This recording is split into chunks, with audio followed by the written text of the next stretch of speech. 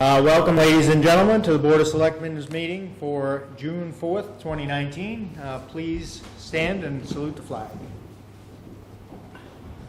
I pledge allegiance to the flag of the United States of America and to the republic for which it stands, one nation, under God, indivisible, with liberty and justice for all.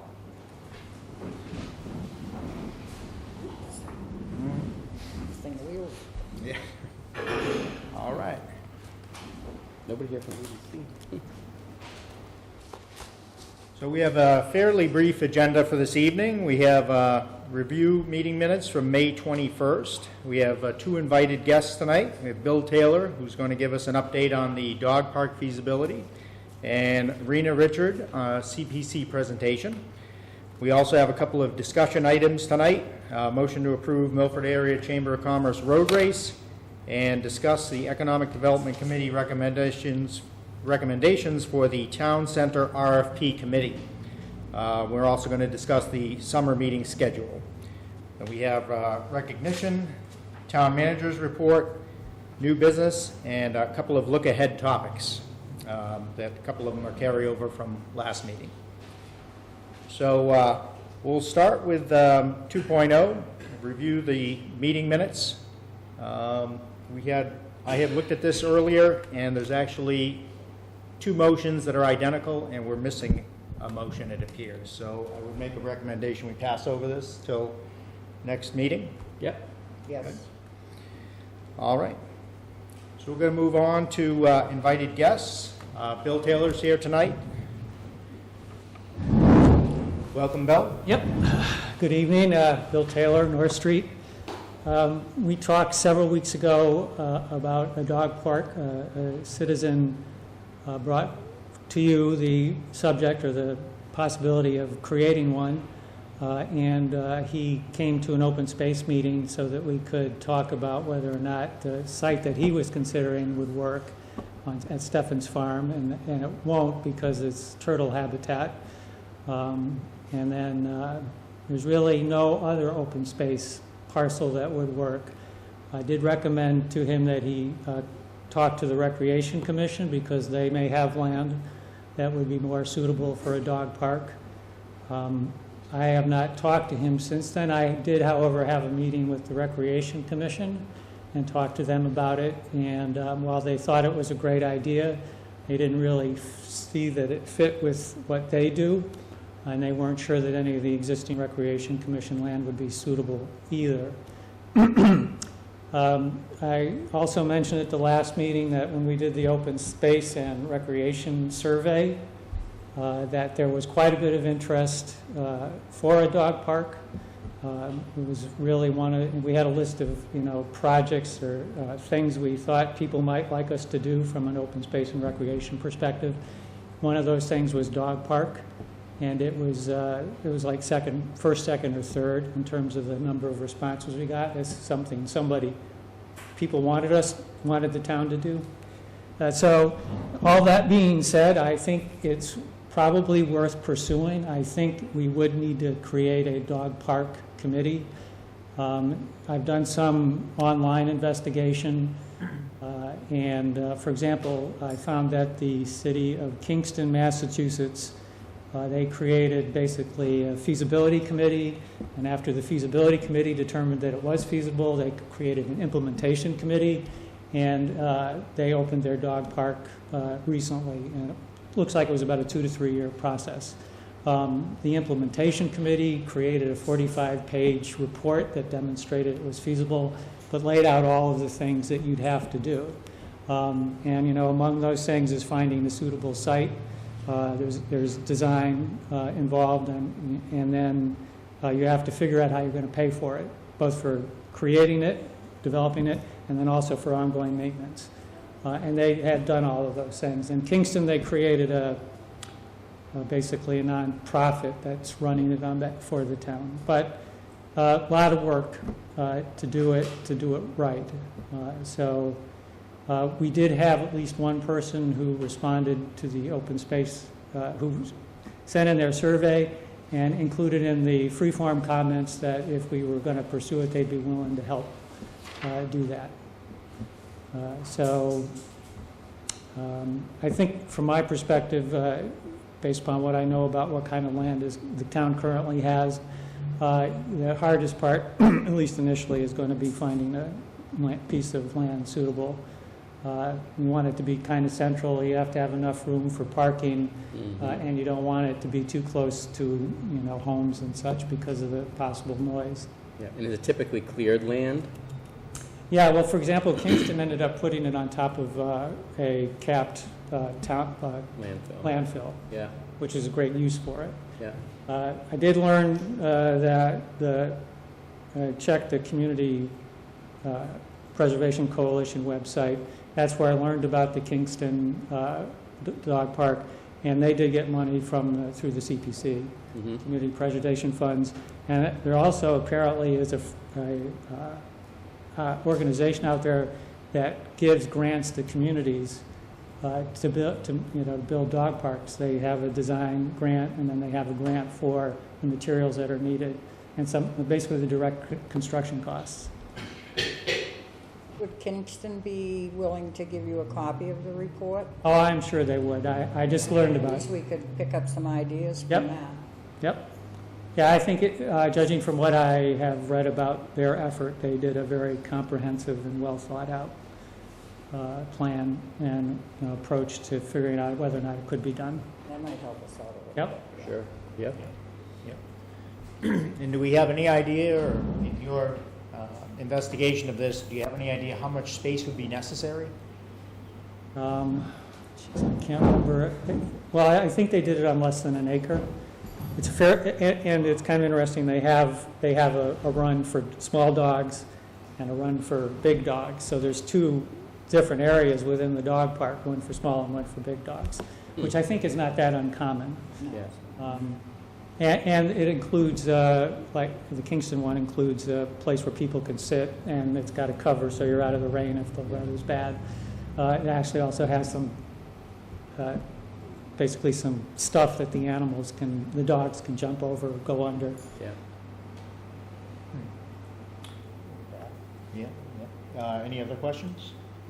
No, nothing. I'm set. Do you know if we were to set up a committee, if someone from the Open Space Committee would be interested in participating, and who do you think would constitute sort of the right mix of people? Is someone from RecCom, someone from Open Space? I mean, I don't know. I'm just sort of asking the question. Well, yeah, so it could be either somebody from Open Space, or probably even more appropriate would be land stewardship. It's probably more a stewardship issue than an open space issue.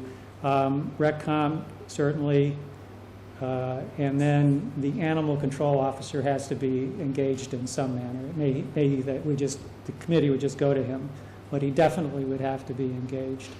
And then I think at least a couple of private citizens with interest in developing a dog Right. park. I know Mike Howell, who was here, said he would be interested, and Yep. he wasn't the one that was on the survey that said they were interested. Right, So so that's two yeah. people. Okay.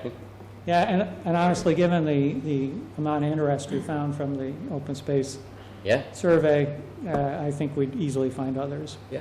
Cool.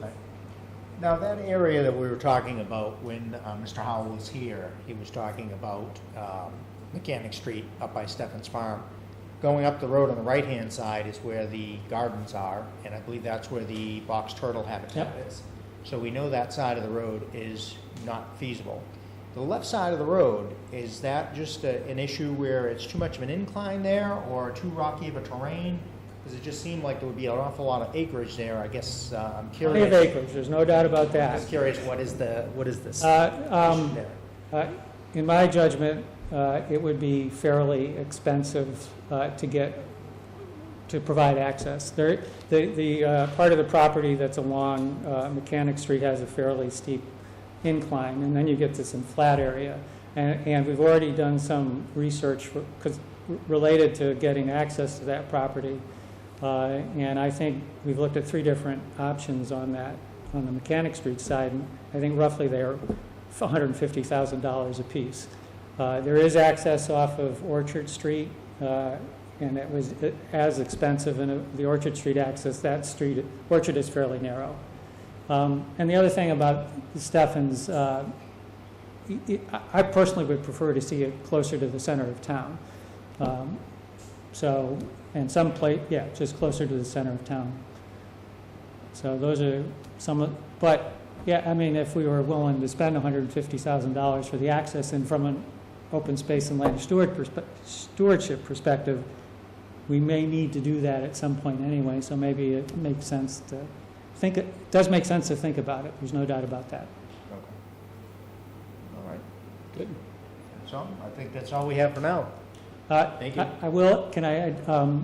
As far as the open space and recreation plan is concerned, we're in the process of collating all of the, we got just under 900 responses to the survey. So we're collating all that information, and on Thursday, June 13, at 7 p.m. at Nipmuc High School in the Professional Development Center room, we're going to be holding a session open to the public where we will present the results of the survey and get feedback from people who attend, residents who attend, about the survey itself, and then also trying to help us prioritize the actions that may have come out of that and figure out a timeline for them. And that all get incorporated into the open space and recreation plan. So I'm just using this as an opportunity to invite people to that session. Yeah, I was just going to say, how else can we let people know? So I assume the town will send out an email because it's a public meeting. Right. So that'll go out, and then anything we can do on, like RecCom has a website and an Instagram and all that. Yeah, so Can we get it on Facebook and let people know however we can? And then with a series of different email lists that we're going to take advantage of. Yeah. Good. That's awesome. All right, What day of the week again was that? that's Thursday, Thursday. June 13, 7 p.m., Nipmuc High School at the Professional Development Center. Thanks. Awesome. Very good. Thank you. See you later. Thanks, Bill. Okay. Yes. Our next guest is Rena Richard. She's going to talk to us about CPC dollars. Same here, Rena. Very good. Thank you. You've seen this, Brett. How are you? Thank you.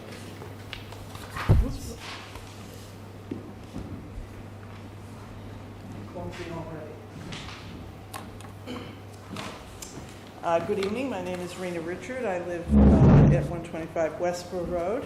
I'm the chairman of the CPC committee. I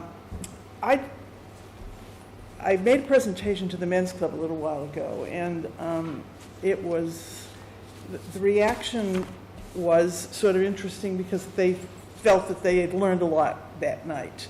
And I don't know how much you know about CPC. I assume that you have it in Hopkinton, and Brett has seen this, but I just thought I'd bring you up to date as to what we do. We are a 3% community, and the mission of the Community Preservation Committee is to preserve historical preservation, open space, community housing, and recreation. The source of the funds comes from the Registry of Deeds, and what has happened over the years is that more and more communities have signed on. We were a very early sign-on. We signed on in 2003. Our first matching funds came in 2004. And at that time, there were a limited number of communities. Now there are 175, Boston being the elephant in the room.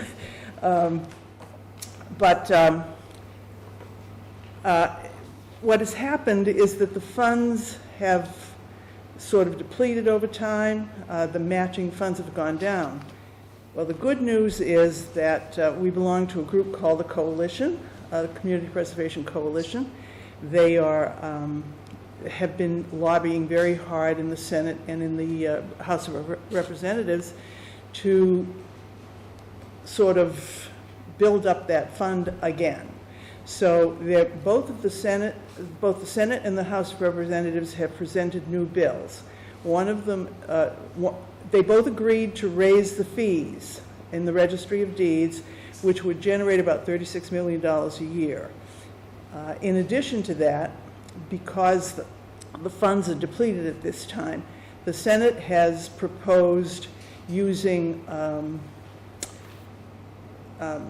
unspent funds to support, to give $20 million to the CPA trust for distribution in November of this year.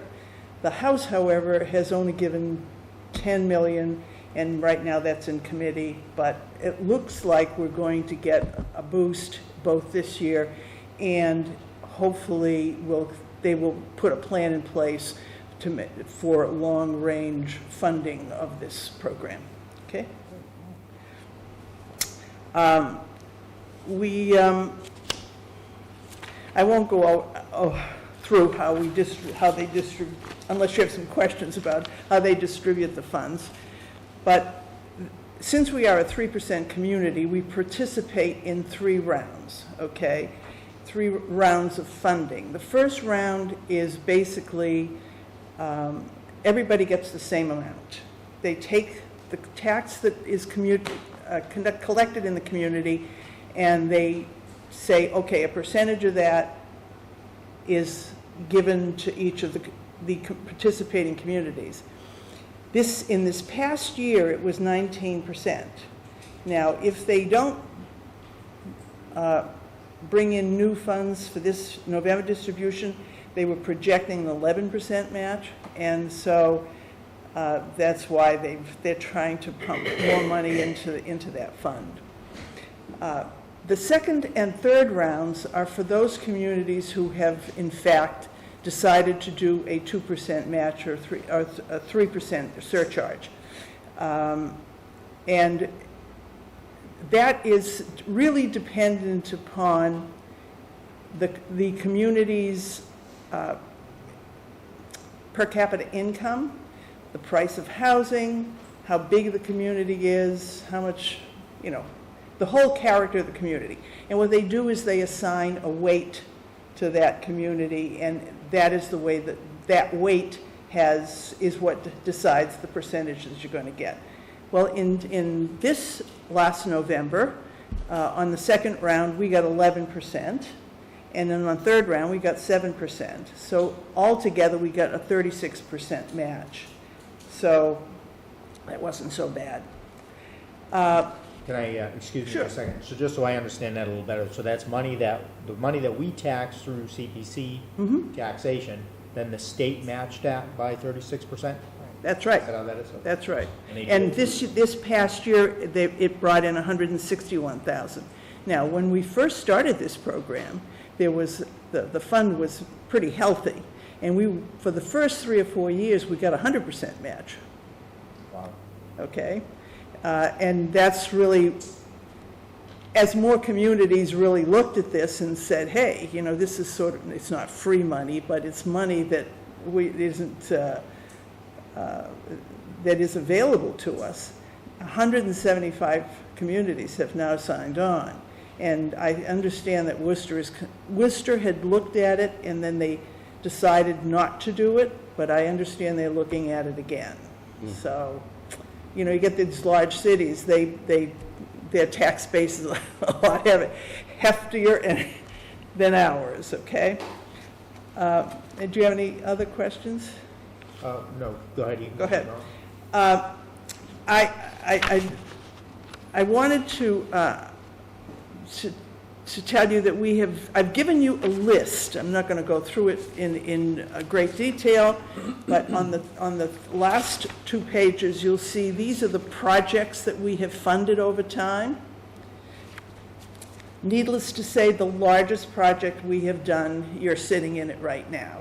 Okay, most of the funds to redo this building in the 90% range, if I'm correct, Kelly? Yes. Comes from CPC funds. Now, we are bonded for a 20-year bond. We're now, I think, 6 years into it, and so we will pay it's about $300,000 a year to pay that debt. So As I said, you're sitting in it right now. We have a lot of recreation projects. Initially, recreation projects were not part of the mix, and a few years ago, they started allowing us to use funds for recreation projects. So things like the basketball courts and the tennis courts and the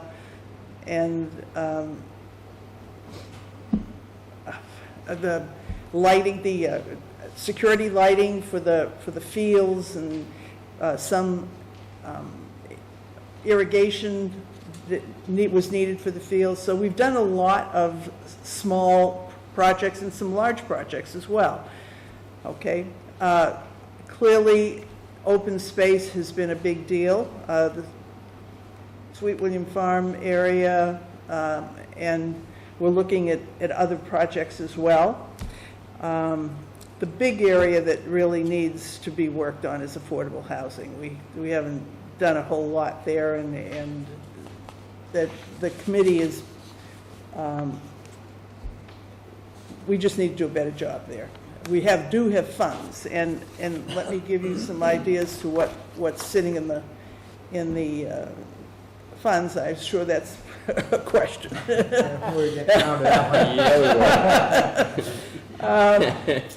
The undesignated funds at the moment, and this is through the end of March. Well, why not I just give you copies here? Want to give them copies, please? But for the audience, the undesignated funds at the moment are $906,000, and open space is $393,000, and community housing is $541,000, and historic resources, where we've done a lot of work, is $99,000. So that's the money that we have available to us for projects. Now, we look at projects, and our job is really to evaluate it, take a look at it. Does it fit within the intent of the law? Can we leverage this with other funds? And then we make a decision. If we turn it down, the request is dead. If we move it forward, then it goes to town hall. We clearly don't make the final decision. The final decision is made by the voters at a town meeting. Okay? So these are some of the projects that we have going on, and these are the funds. So are these the active projects? The ones at the bottom are active projects, okay? Yeah. Now, you'll notice that some of them have gone to zero, and that's simply, and we moved funds. Mm-hmm. If the project doesn't use all the funds that we reserve for them, it comes back to us. Got it. Okay? And and we sort of keep very close watch on what's going on here. Mm-hmm. All right? Our meetings are the first Monday of the month in the ground floor conference room in this building. And what I also gave you was a surcharge example, okay, how much it costs.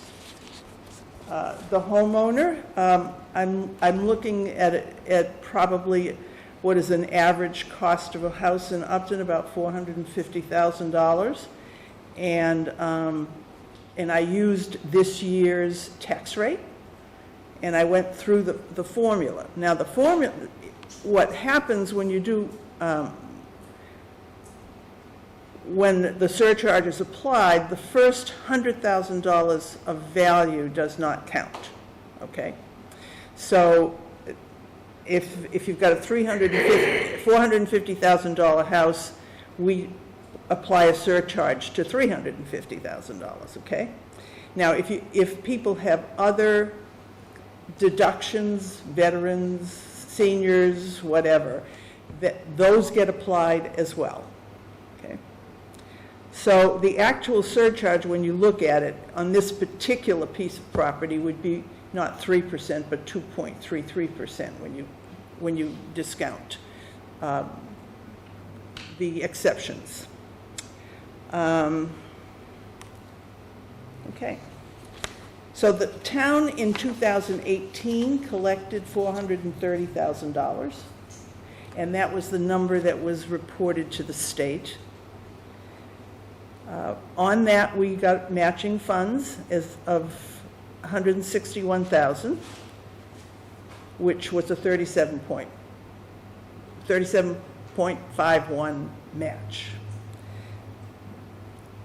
Over time, since we've been in this for a long time, the surcharge since 2004 was $4.5 million, basically.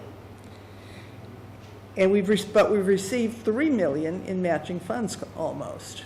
So that's money that was put in this building for a 63% match over time. So I think the objective of the state is to try and match between 40 and 50% on a consistent basis. And that's why they have raised the fees, or are planning to raise the fees. They haven't been raised in over 20 years, so, yeah. But in the first several years, they were 100%. They were match. 100% matches. And then last year, for instance, they were about 37.5. Yeah, But yeah. historically, then it looks like Right. 63.5%, which Yeah. is quite impressive. yeah, okay. Do you have any questions, either of you? No, just to say it's a great program. It seems like there's been a lot of payback to the town and a lot of Yes. great projects done, a lot of good work done. Certainly this building is a crown jewel for all of the way that funding was used. And it seems like if we get about ballparking at $600,000 a year, half of that goes to pay the bond for this building, and that'll That's be the correct. case for the next 12 years or so. Yeah. At which I think point, we have another 13, 14 years. 13 or 14, okay, so 13 or 14 years. Do you have any big projects that are sort of on the Well, horizon, or how do people come to you if they have recommendations or ideas, or? Tomorrow, we have a meeting tomorrow night, and one of the things I have asked my group to do by department is to come in with what they project, what they see for the next year. Mhm. And so we'll see what surfaces tomorrow night. Great, good. Okay. I assume that with the land that the town has gotten on Mendon Street from the Trask property, that will probably be a candidate Mhm. for something. Yeah, makes sense. Okay. Just one other quick question. I think at one of our financial meetings that we had last year, there was a discussion, or somebody had brought up the discussion that is it feasible to use this or take this from a 3% surcharge to a 2% surcharge? Right? I'm Do you sorry, ever- take it from, Right now, it's currently, we're at 3% Yeah. surcharge. Has there ever been any discussion with making that a 2% surcharge? well, You feel like it's- someone approached me about a 1% surcharge, okay? And at that point, I had to tell them that you cannot bond state funds, okay? And when you get $400,000 as matching a surcharge in town, and you are required to take 10% of that for 3 reserve accounts: open space, historic preservation, and affordable housing. So immediately you've taken, let's say it's 400,000, you've taken, what's that, three? So you've lowered it below probably what you could pay the town debt. So could you lower it 2%? Yes. But you've got to be aware that the town, you've got to raise enough funds to cover this building's debt because it's bonded, Which is the current obligation. which is a current obligation. that we It's correct. extended. And that obligation is outstanding until it's paid off. Until it's paid off. And you That can't is reduce correct. it- You can't reduce the 3%. Now, the other thing is that it requires not only a vote by the town meeting, but it also requires a ballot vote. Right. Okay, to do that, to change the parameters. Right, and the percentage of cooperation or payback from the state probably would diminish as well. Oh, of course, yeah. So the 7% that you got in the third round would go away, basically, I see. okay? Gotcha. All right, very good. Okay? Does anybody have any other questions? Wonderful. Thank you for your All right. service. Thank you for Thank you. having me.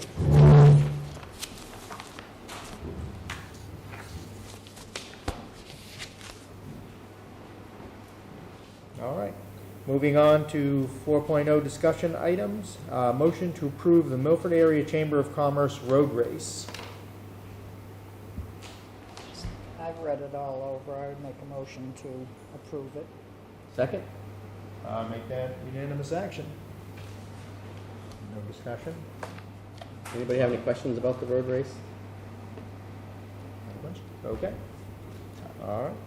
I just didn't know if people came up with that. A little quick on the motion there. All right. Discussion item 4.2, discuss Economic Development Committee recommendation to the Town Center RFP Committee. So, is there anybody here right now from either one of the working groups, or I shouldn't say that, from the Economic Development Committee? Anybody here that can speak about this? I didn't come to speak about it, but I can probably answer your questions. All right. Michelle Antonelli, 148 South Street. Okay. So I guess I'll open up the discussion. Does anybody, I guess the first, This is to form the committee, right? Mhm. The RFP committee. yes, so Have we, the composition of the committee, the Correct. number of people for the committee. Yep. I guess that's what we really need to talk about, and after we kind of hash through some of that, we can then talk about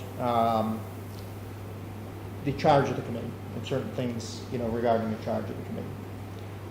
So do you have any? does the Economic Development Committee have a number of people that they would like on the committee, or Yeah, members? the committee made recommendations about Okay. how many people should be on the committee and sort of what origins they would come from, based upon our discussion during the meeting.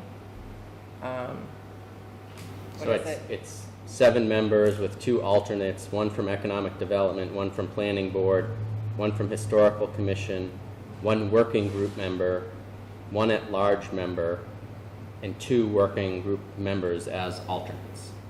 So it'd be a 5-member, looks like 1, 2, 3, 4, 5 members Five with plus 2 two. alternates. So 5 voting members with 2 alternates is what they're recommending.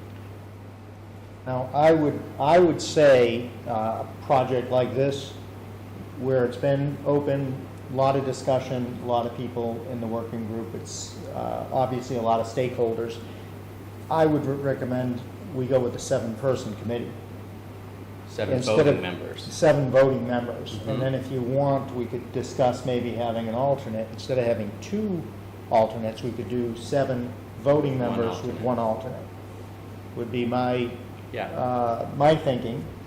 And I also don't see any Board of Selectmen appointments in here. No. Right, so we could add 2 that are appointed at the Board of Selectmen's discretion. I would think we would want some Well, I think we would participation. appoint all of these, would be the other question. We would hold all these appointments, I suppose. Well, but people would have to apply, right? Like, we can't just pick somebody from Right. Economic Development, Planning Board, right? We're subject to people that apply. Right, so what you're saying is we could have 2 people Open it up to the outside community, of the right. whole community, not just working group members. Exactly. Or not just members Right. of Not any political, of these. not political insiders, just people from the community that were on the working group or that might be interested or have a different perspective, I would agree with that. right? Because these are going to be all town hall people, basically. Can I Right. interject on that point? Just, the committee had discussed that, and one of the concerns of the committee was that, not having been part of the working group, that they might not be tied to the tenets of the vision as tightly as people who had been through the process. You can take that for what it's worth. Yeah, no, I agree. I would think they would be from the working group.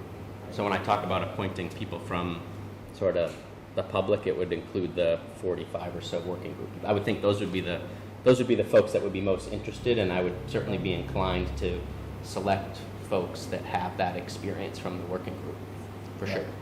But at the same time, I wouldn't want to necessarily discount or discontinue somebody who wasn't.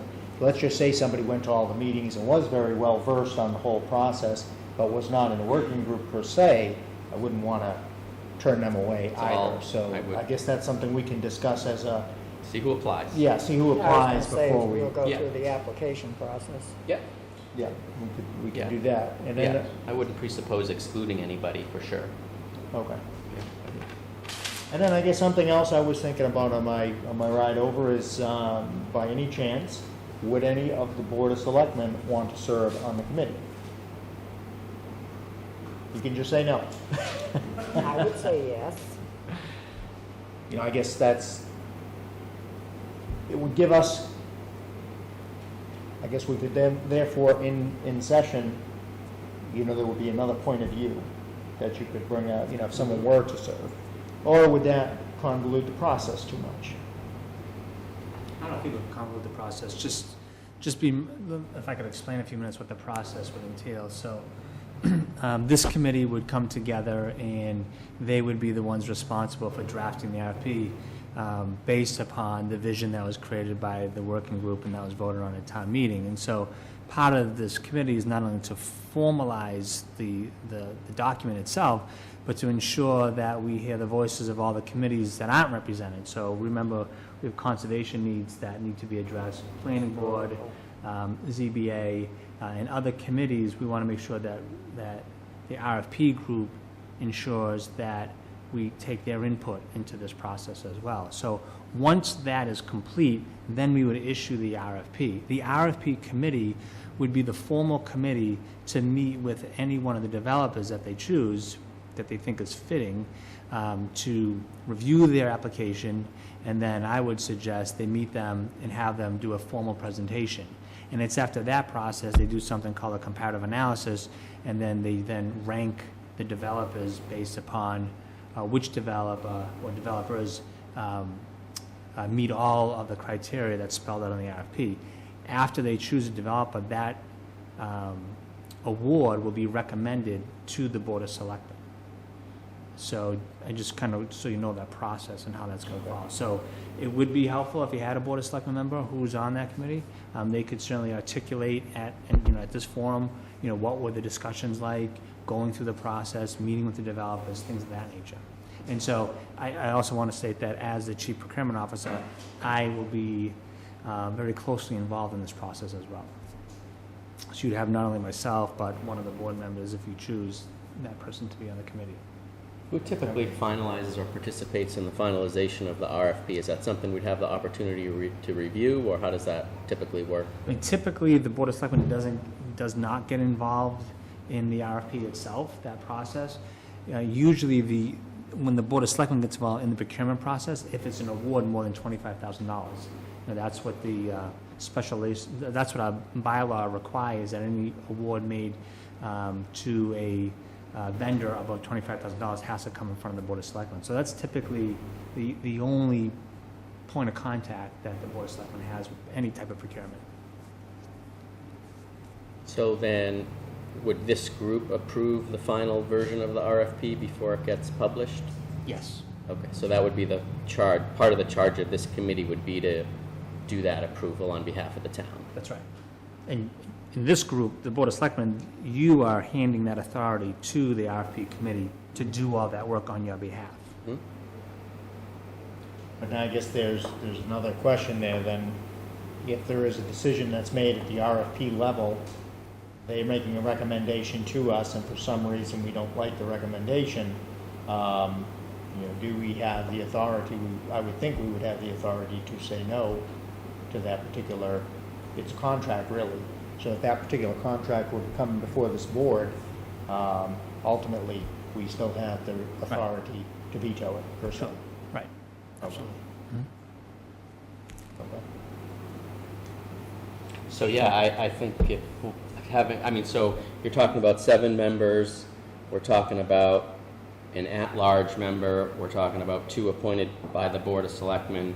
So we could say of those 3, one of them could be somebody from the board, one of the 3 of us, and then the other 2 would be appointed by the board, and from whoever applies, and then the other 5 would be filled based on the EDC recommendations. So we would appoint them, obviously, but we would appoint one from economic development, planning board, et cetera. Right. Right? I think that makes sense to me. I love the idea of having it be a little bit bigger than the 5, just given the attention, the importance of this, and the engagement. You know, we want to encourage that ongoing engagement participation, so that's a Right. great idea. Right, yeah, and I guess then you think 9 would be too much, too many people? You think 7 is the right number? I think 7 feels good. You have a lot of experience with these too. The bigger the committee, the harder it is to get things done. Yeah, Okay. yeah. There's that balance, right? Right. Okay. All Yeah. right. And do you think 1 alternate member, or go with 7, 1 alternate, or 7 with 2 alternate members, the way this happens to be drafted with 2 alternate members? Any thoughts there? I don't feel strongly either way on that one. Either one is fine. Yeah, Okay, I think that's fine. okay. Yeah. And just remember that for a 7-member committee, your quorum is 5. So even if you had 2 folks that didn't show up, you're still gonna have a quorum. Yeah.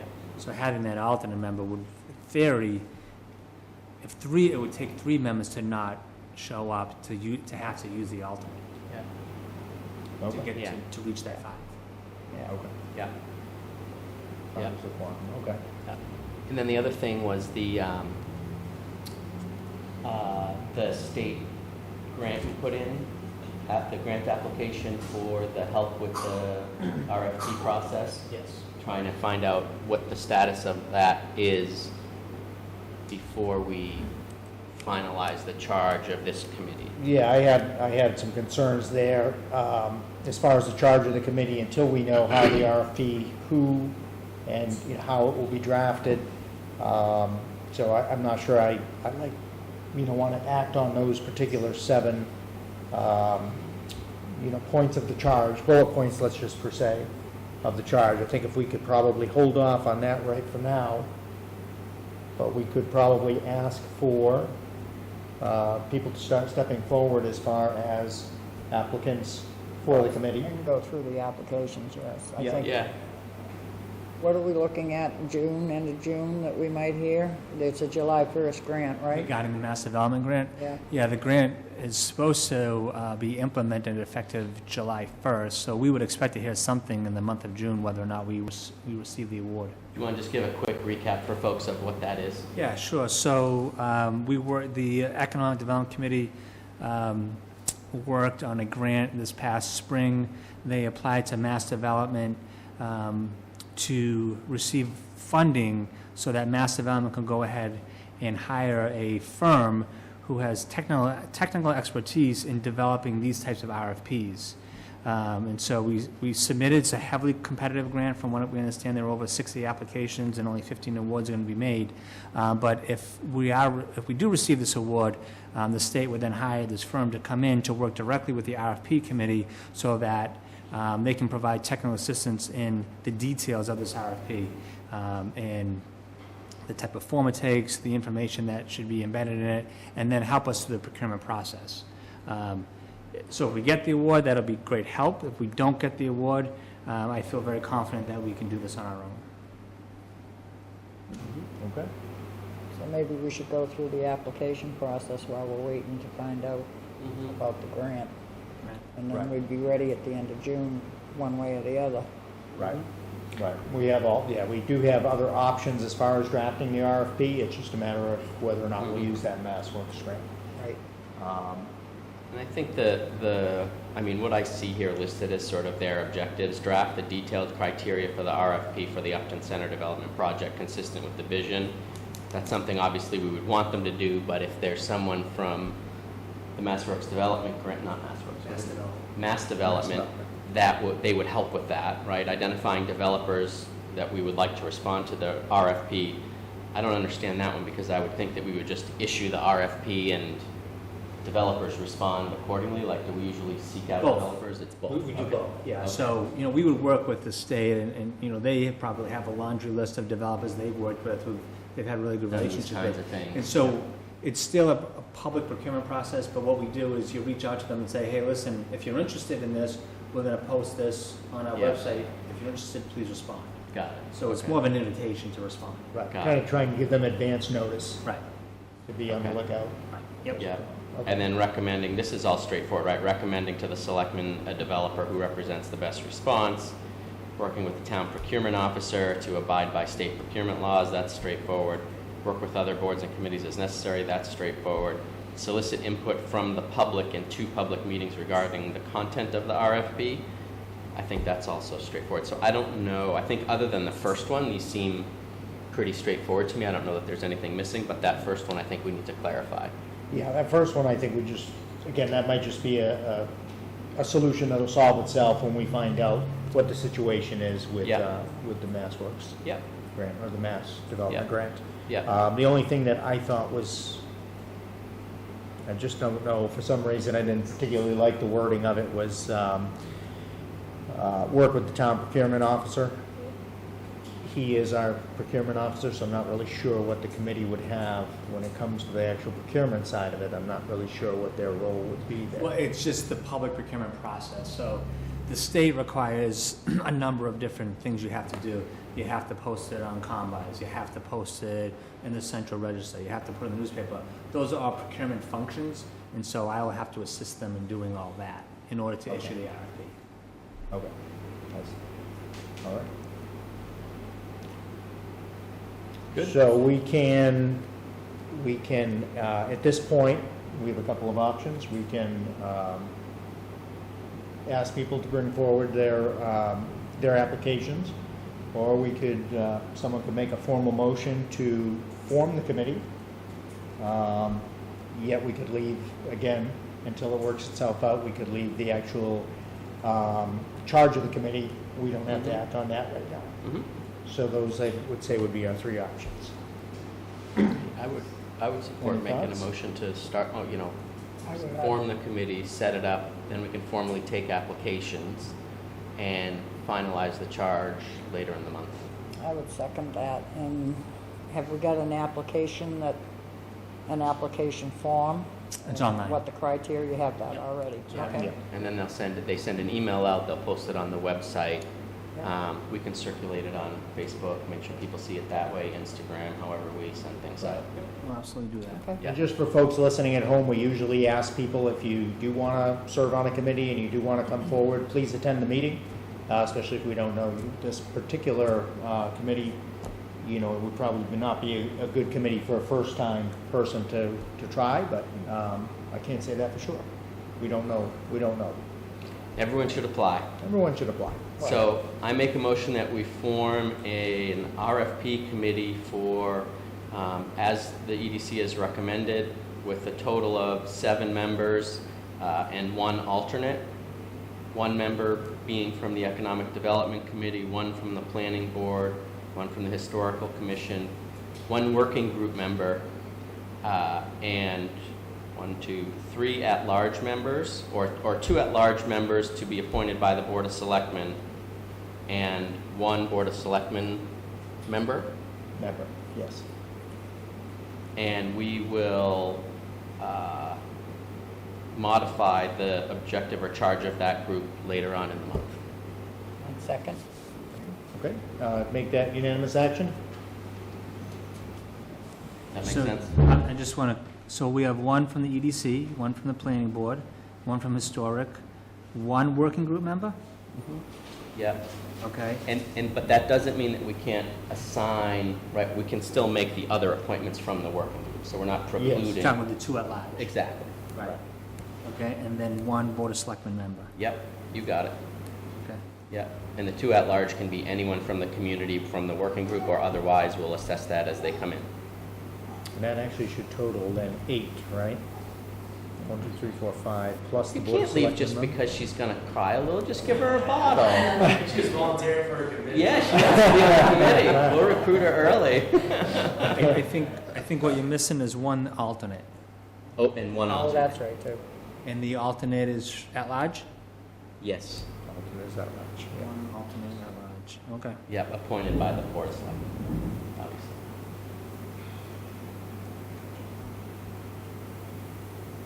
So we get these 5. BOS member, Got it. Yep, and at large, okay. good. And we get our, Sorry, I Okay. love the babies. Yeah, that's pretty good. It's awesome. yeah, great. Yeah, All right. Maureen seconded and he said, Did, second. yeah. Yep. Second and unanimous action. All right. We're going to move on. Discussion item 4.3, discuss the summer meeting schedule. I had a meeting earlier today with Derek, and we were thinking that for July 9th would be a good day if that works for both members.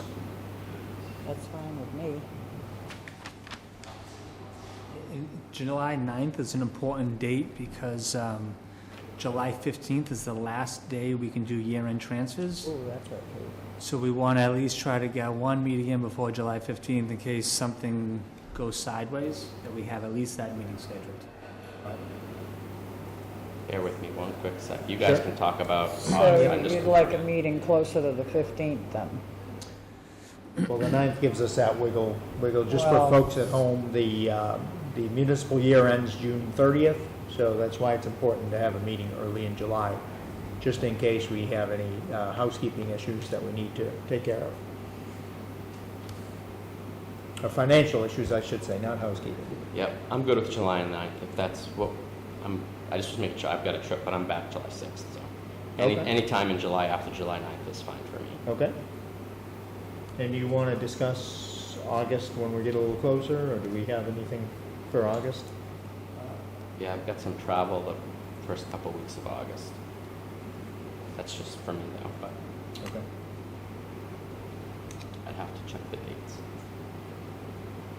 So do you, if anything, then you want to just put August 20th in there for a meeting, since we would normally meet on the 20th anyways? Okay. And then if something comes up before that, We can schedule it. we can schedule something? We can, Yeah. right, we I'm can definitely reschedule. back by the Does 20th. that work for you? That works. So August Yeah. 20th Okay. and then July 9th. July 9th? And then if anything comes up, we'll schedule it. Right, right. August Yeah. 20th.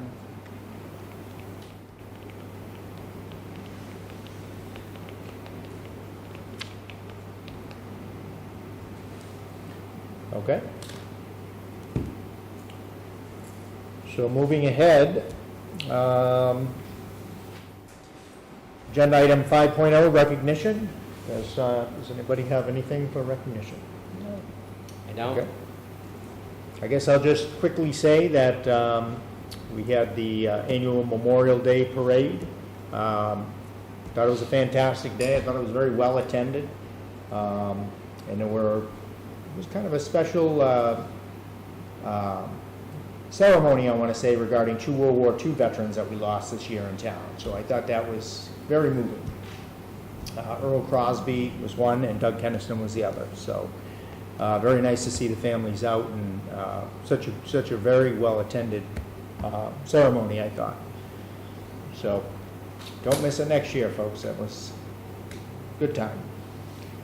Otherwise, we have our town manager, next I should say, we have our town manager's report. All right.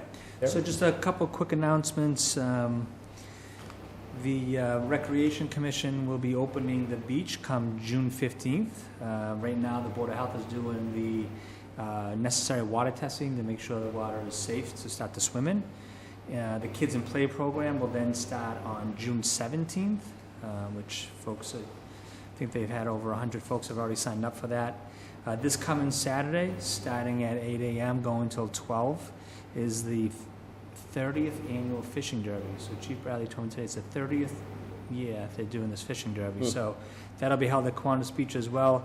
He said awards will be made thereafter for those folks who caught the largest fish, I guess.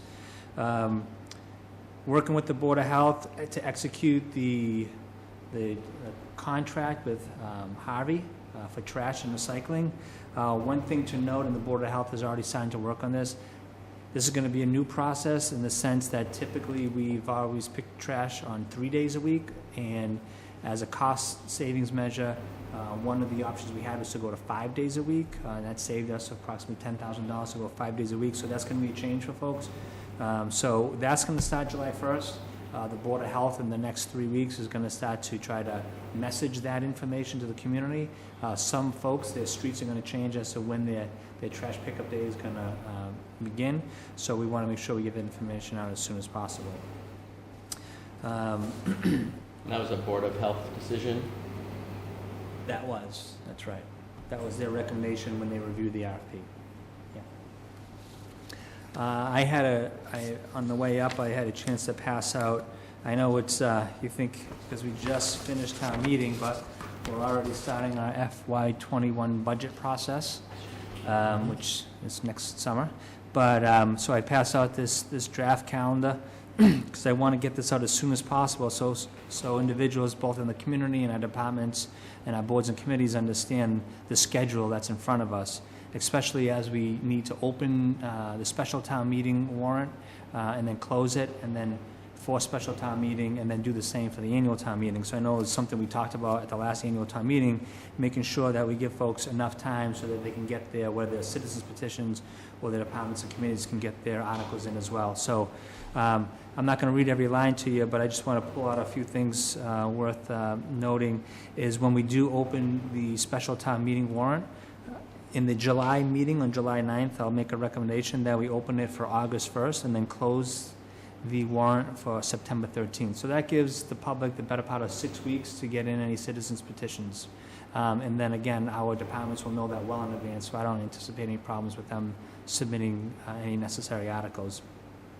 Special town meeting will be held on November 5th, and then immediately thereafter we'll start working on the FY21 budget, as you can see from here. So again, everything else I'm sure we'll talk about in greater detail as we get closer to it, but I wanted to bring up some of the things that are right in front of us in the next couple of months. I'm working directly with the chairman of the Capital Budget Committee, Dan Lazar. We plan to meet, I think it's next week or the week after, to start the analysis on how we're going to go through a capital planning process this summer. The boards and committees and departments already know that we're going to spend the better part of the summer going through this process. So to not only think about where we need to be in 5 years, but thinking a little bit longer term and thinking about what our capital needs are going to be 10 years out. So that's kind of the thought process right now. Any questions on the schedule? No, I haven't had a really good time to study it. It seems pretty abbreviated as far as November. It seems like we're closing that warrant awful early, but do you think that leaves enough time? Again, it's given 6 weeks as far as early to close it. Yeah. Well, see, 6 weeks in advance of town yeah, meeting. see, when you think about it, right, so we close it on September 13th. That really only gives Capital Budget, Finance Committee, and the Board of Selectmen 4 weeks to review the warrant. That's a short window. So if we close it later, so if we close it September 30th, we'd only have 2 weeks to review the warrant. Mm-hmm. So, you know, we can keep the warrant open as long as possible, but the longer we keep open the warrant, the less time the committees have to review the articles. Okay. So this is a very tight window. Even last year, we had a very tight window for a special town meeting. So I'm just trying to give enough time for all the boards and committees to do their due diligence, make a recommendation, whether it's capital needs or any other financial requests that come before them. Nope. And that's a pretty typical time frame that we've seen. I don't know what they did in Hopkinton or what you've seen in other places, what your experience was in other towns. Is that pretty standard timing? Yeah, my experience in Plymouth is that we'd open the warrant in July. We'd open it in July, but when I was there, we had an October town meeting. Yeah. So they were opening them, and so I'm proposing we open in August for November town meeting. So just a month late. We have a question? No, we didn't have them. I'm glad you brought this up, Derek. Michelle Antonelli, 148 South Street. One of the suggestions or requests I was going to make is for the board to consider developing a committee or a study for supporting citizens in petition and developing petitions for the town meeting. One of the comments that I would have about having such an abbreviated warrant period for the fall is that most committees are meeting on an abbreviated or not a very limited basis over the summer. And one of the things that I've been studying as I've been looking at other citizen petitions, or should I say citizen petition handbooks, both at the state level and at various community levels, is that they recommend that if you have suggestions or ideas or concerns that you wanted to consider a petition, that you actually meet with the related committees to see if they're already studying or doing something like that, so that there's not a duplication of work. So by abbreviating that period, particularly coming out of the summer, we sort of preclude citizens being able to do that, to reach out and connect with committees to see if perhaps their concerns are already being addressed or to getting some support from those committees. So twofold, again, the consideration for adopting some sort of petition, citizen petition handbook or guidance that could or could not include some legal support from the town council so that you guys are not put in the position of having something submitted and having town meeting acting on it that is not legally enforceable. So I would just, I guess, ask you to consider that as you're looking at that warrant period. I'm not sure, but when is it that they have to have the tax rate set? Well, right, great question. So I've been working with Kelly and the Board of Assessors on really thinking about when the tax rate needs to be set. And so November 5th is really pushing it to have the tax classification hearing, which last year was the third week of November, somewhere in there. And well, keep in mind, November 5th is the town meeting, so we Right. can't have a classification until after. unless the selectmen want to do a special meeting to do the tax classification.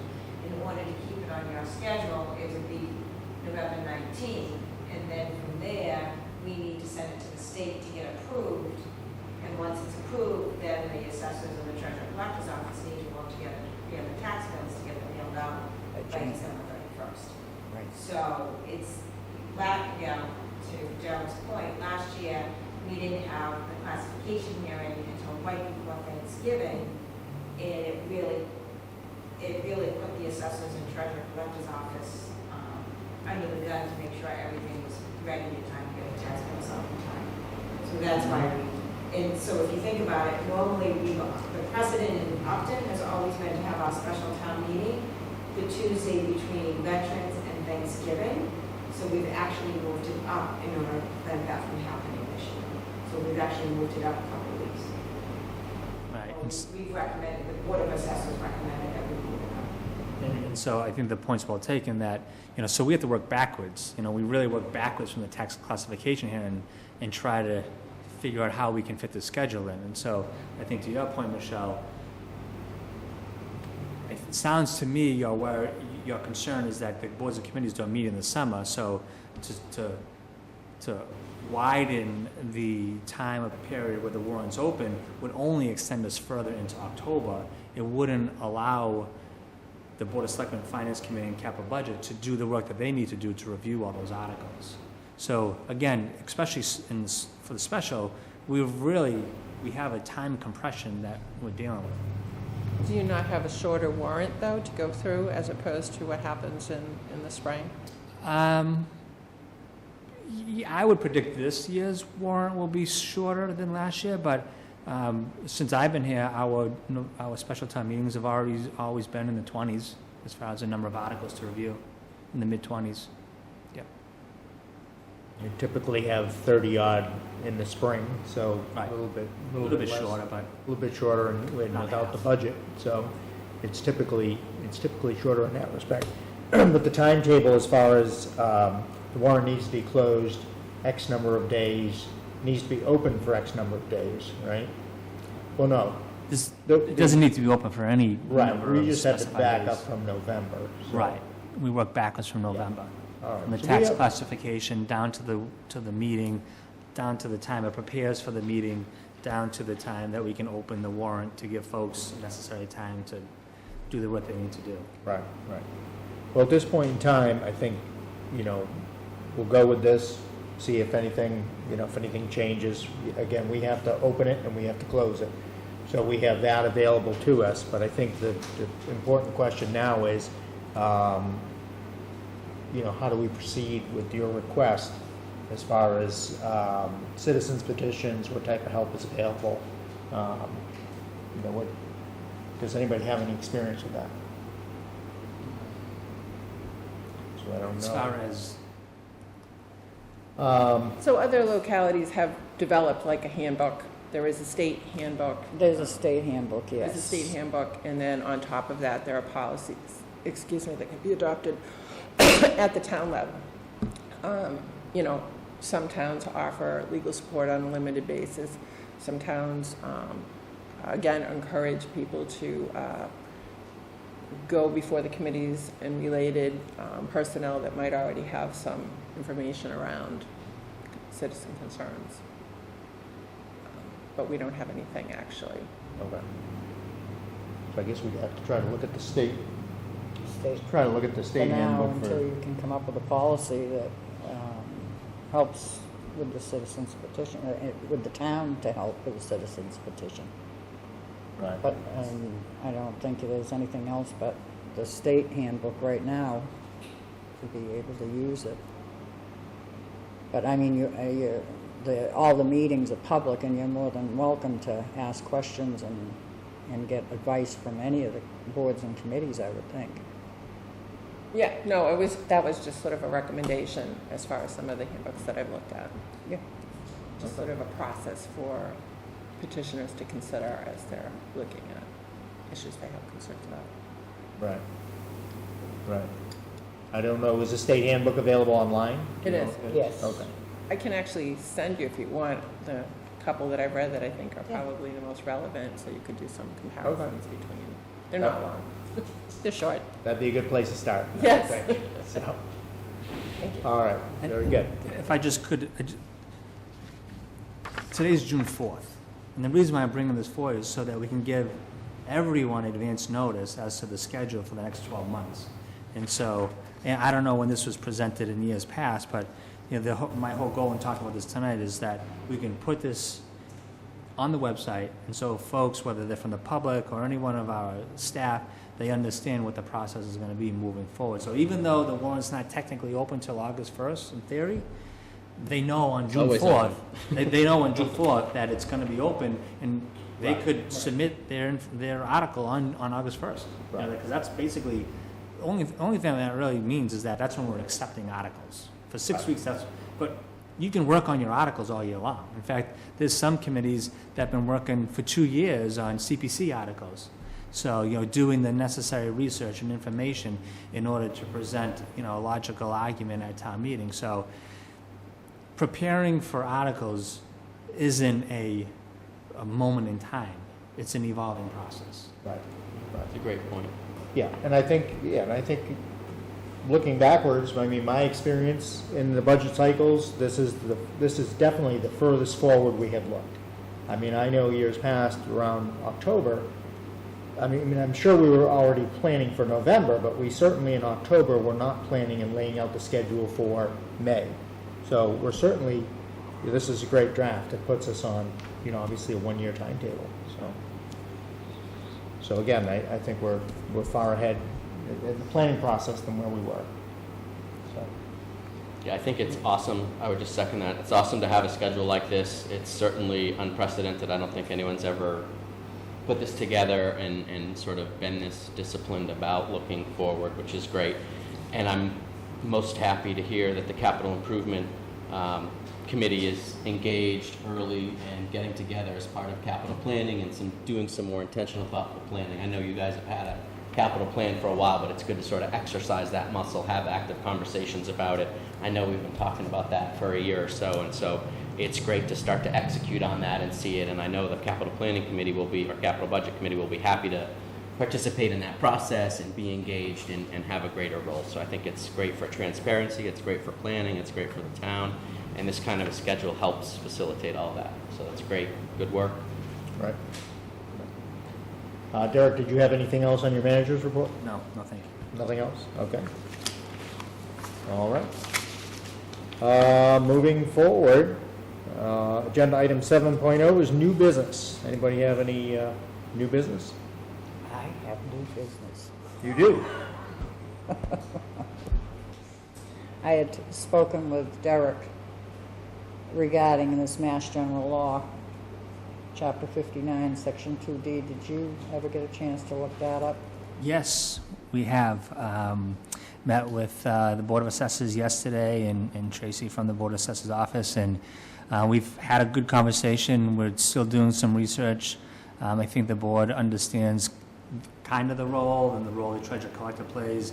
A couple takeaways from that meeting: we're going to reach out to other towns that have already done this and see if they have policies and procedures. Bill is going to do an analysis of what, if we had implemented this statute in years past, what additional revenues what would we have brought in, to see whether or not this would, cost-benefit analysis would bear some fruit. So we're in the process of going through that right now. You know, it would bear fruit right now because you have a lot of development going on. Right. Even with the economic development, with your housing projects that are going on, that would bring in a lot of revenue on that end of it. No, I started the analysis Yeah. today, so. And I think they have an IGR on it that lays out the policies. Do you have that, Bill? And it is work. It is, I know it's work, but Can we just describe for people that are listening what we're talking about? yes.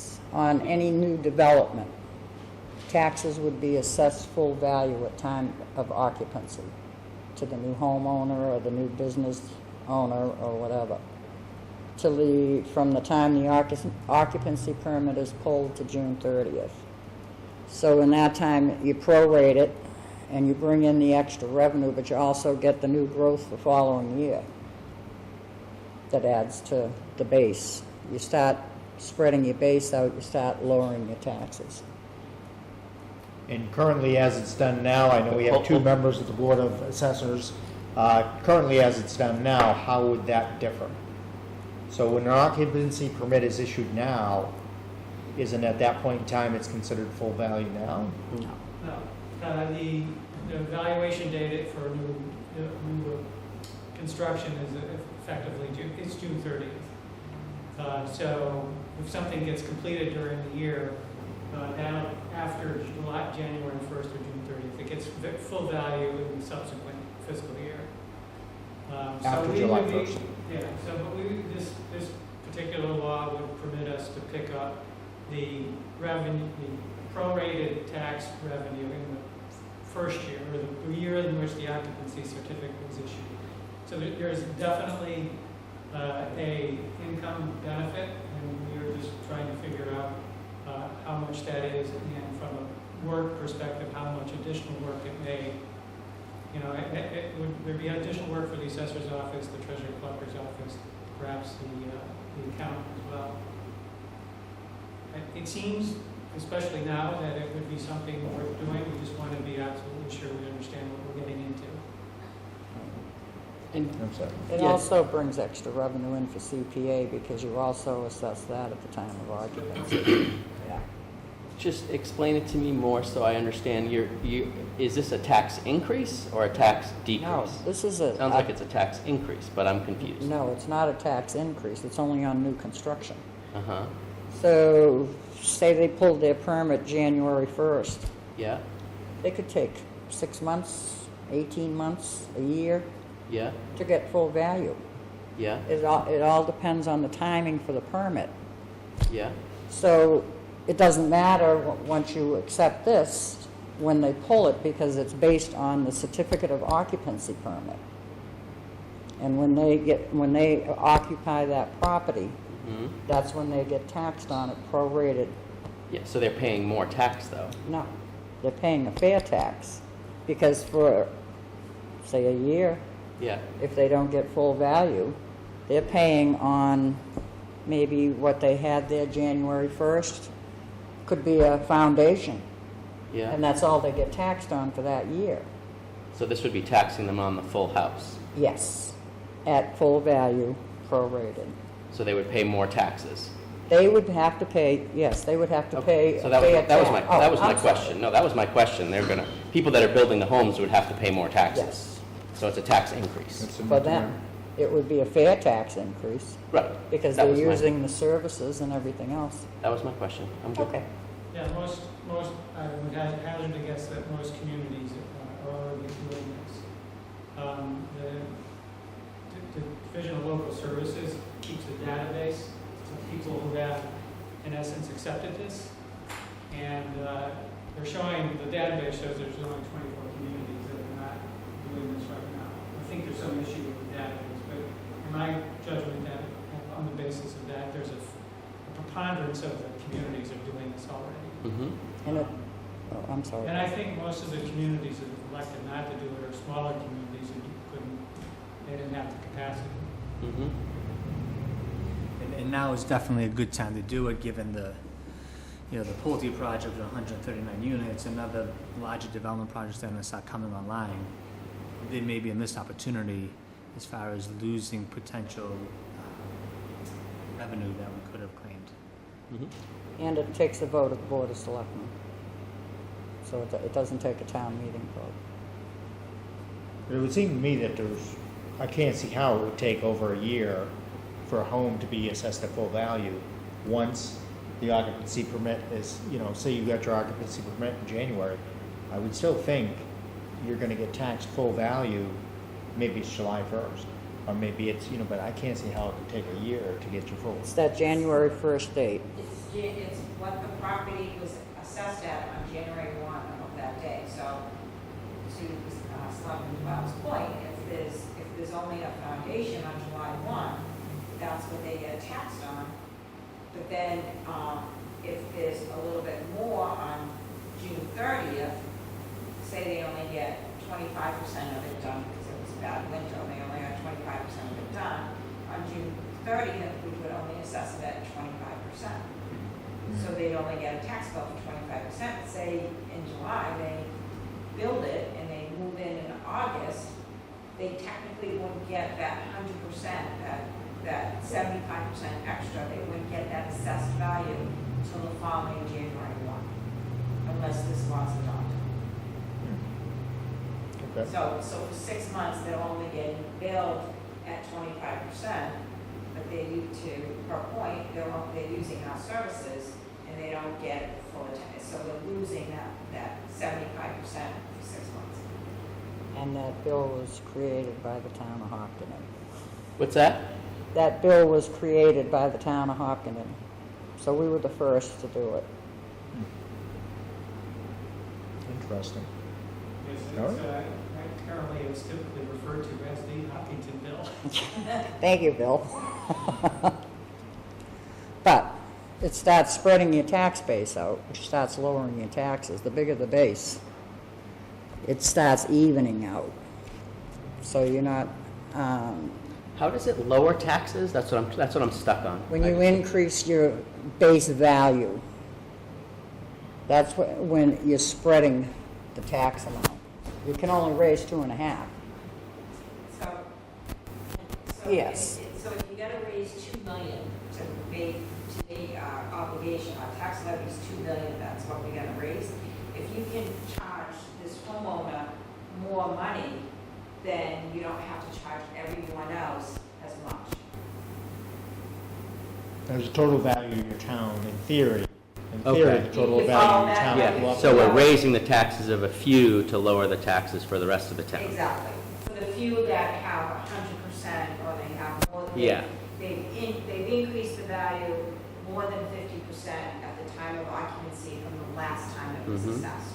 So I think that's the important way to position this so that it's clear for folks is Right. you're taxing people on the fair value of their house when they're living in it or when they start living in it. And so they're paying a fair tax, Yeah, right. but it's more taxes, but then that comes off of everybody else's tax bill because we're generating more revenue from those new construction units that then gets calculated into the tax base. Exactly. Got it. Just making sure people are clear on that. Instead of it being like the standard date, January 1, June 30th, Right. it goes on their occupancy date. Yeah. Makes Something sense? to think about. Yeah.